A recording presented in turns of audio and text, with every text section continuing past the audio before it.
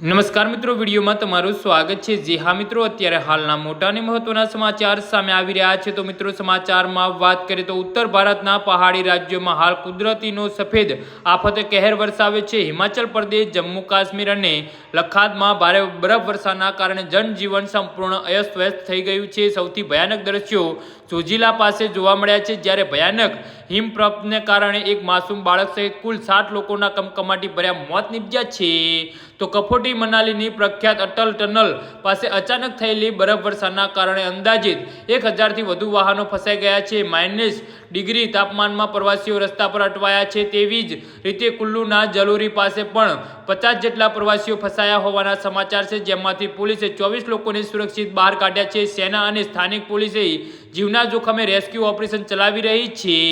જી હા મિત્રો, તો આના વિશે તમારું શું કહેવું છે તો નીચે અમારી કમેન્ટ બોક્સમાં જરૂરથી જણાવજો અને અમારી યુટ્યુબ ચેનલને સબસ્ક્રાઇબ કરવાની ભૂલતા નહીં। ધન્યવાદ।